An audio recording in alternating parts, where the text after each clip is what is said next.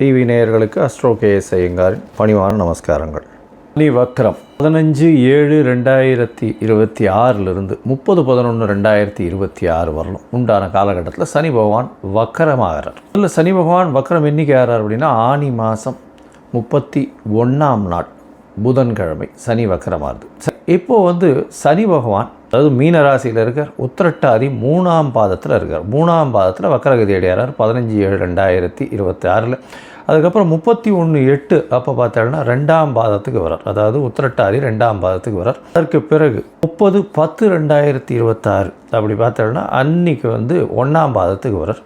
அதற்கு பிறகு 30/11/2026க்கு 1ஆம் பாதத்திலிருந்து வக்கர நிவர்த்தி அடைகிறார். இந்த காலகட்டத்தில் சனி பகவானுடைய வலிமை குன்றி இருக்கக்கூடும். அதனால் கோச்சார பிரகாரம் வரக்கூடிய பிரச்சனைகள் இன்னல்கள் சற்று கம்மியாகக்கூடிய வாய்ப்புகள் நிச்சயமாக உண்டு.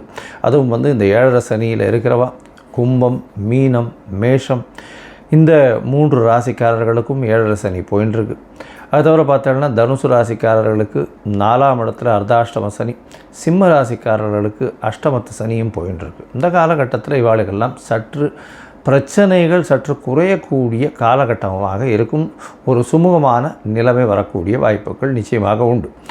சரி, இந்த சனி பகவானுக்கு பிரச்சனைகள் வலிமை குறைந்தாலும் சில இடத்துல உங்களுக்கு பிரச்சனைகளை அதிகமாக கூட்டக்கூடிய வாய்ப்பு உண்டு. அதாவது சில ராசிக்காரர்களுக்கு பரம எதிரியாக இருக்கக்கூடியவர், அதுவும் சிம்ம ராசி கடகராசியெல்லாம் பரம எதிரின்னு சொல்லக்கூடியவர்.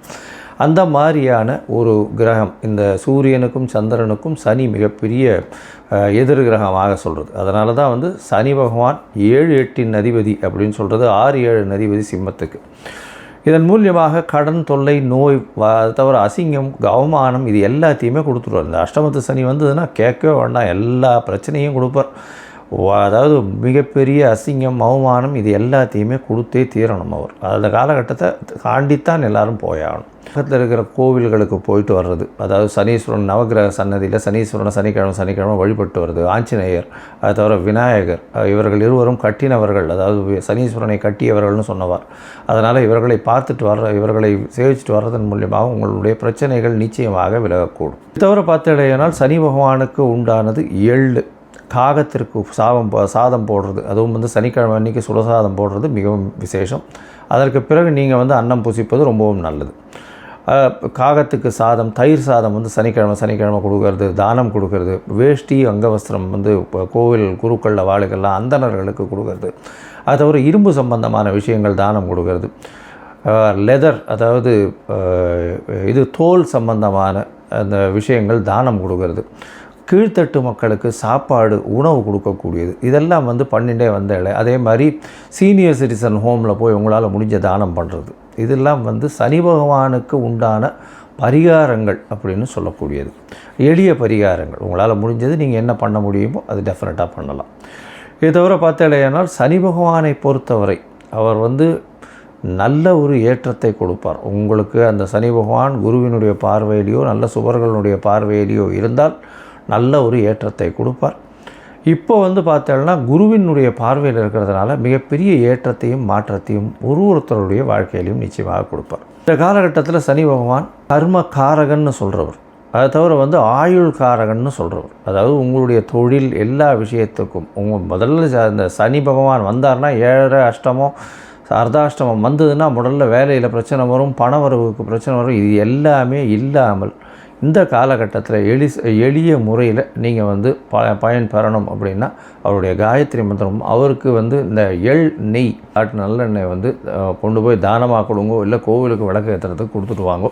அது உங்களுக்கு நல்ல ஒரு ஏற்றத்தை நிச்சயமாக கொடுக்கும். சரி, இப்போது மேஷம் முதல் மீனம் வரை ஒரு ராசியாக சனியினுடைய வக்ரம் என்ன மாதிரியான விளைவுகளை தரும் அப்படின்றத பார்ப்போம்.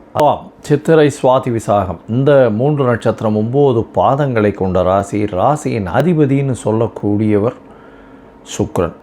பொதுவாகவே பார்த்தோம்னா துலா ராசிக்கு என்ன ஏற்றம் அப்படின்னா சனி பகவான் உச்சம் பெறக்கூடிய ராசி. அதனால் எந்த ஒரு பிரச்சனையாக இருந்தாலும் சனி பகவானால் எந்த ஒரு தாக்கமும் துளாராசிக்காரர்களுக்கு அந்த அளவுக்கு இருக்கிறதில்ல. பொதுவாக அது ஜோதிட வழக்கில் சொல்லக்கூடியது. ரிஷபம் துலாம் சனி பகவானுடைய பிரச்சனைகளில் நிச்சயமாக இருக்காது. சரி, இருந்தாலும் 6ஆம் இடத்துல இப்போ சனி பகவான் வக்கரகதி அடைகிறார். 6ஆம் இடம் அப்படின்னு சொல்லக்கூடியது ருணரோக சத்ரு ஸ்தானம் அப்படின்னு சொல்லக்கூடியது. இந்த இடத்துல சனி பகவான் இருக்கிறது எப்பொழுதுமே நல்லது. ஏன்னா 6ஆம் இடத்தில் துர்கிரகங்கள் இருக்கிறது ஜோதிட சாஸ்திர பிரகாரம் நல்ல ஒரு ஏற்றத்தை கொடுக்கக்கூடும் அப்படின்றது தான் சொல்லியிருக்கு.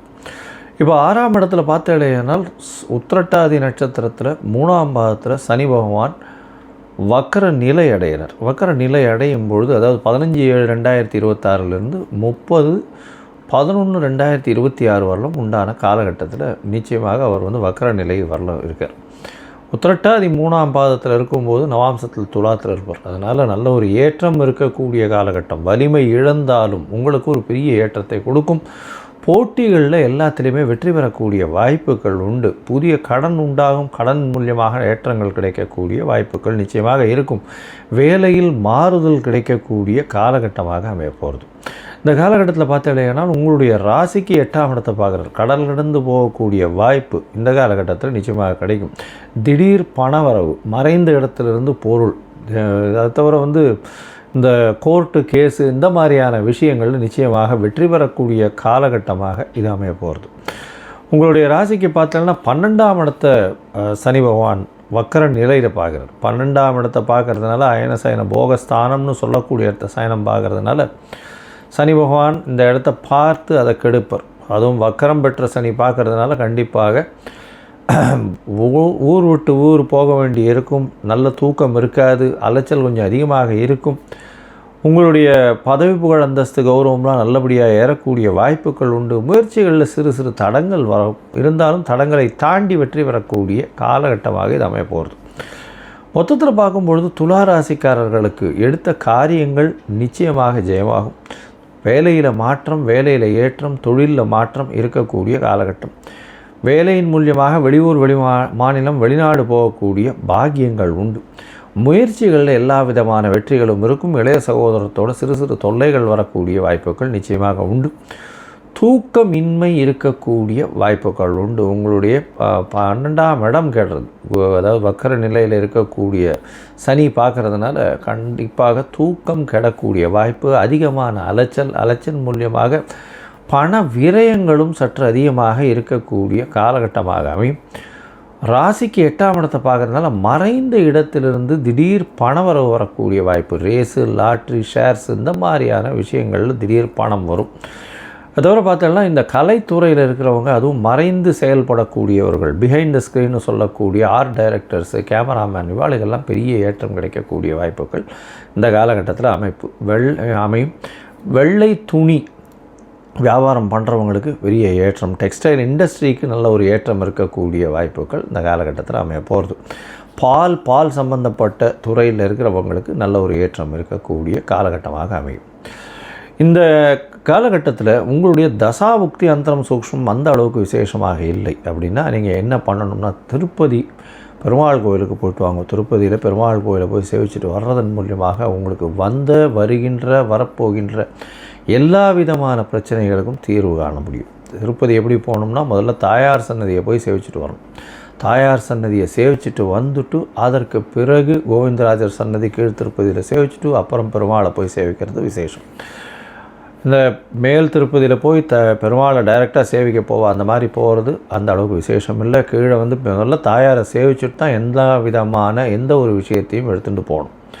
இந்த காலகட்டத்தில் நீங்கள் உங்களால் முடிஞ்ச, அதாவது வேஷ்டி துண்டுன்னு சொல்லக்கூடிய மேல் உத்திரியம், வேஷ்டி மேல் உத்திரியம் வாங்கி அருகில் இருக்கக்கூடிய கோவிலில் இருக்க அந்தணர்களுக்கு கொடுக்கறதும், தயிர் சாதம், காகத்திற்கு தயிர் சாதம் போடுறது, இந்த மாதிரியான விஷயங்களை செய்வதன் மூலியமாகவும் உங்களுக்கு வரக்கூடிய பிரச்சனைகளில் பெரிய மாற்றங்கள் இருக்கக்கூடிய காலகட்டமாக அமையப்போம்.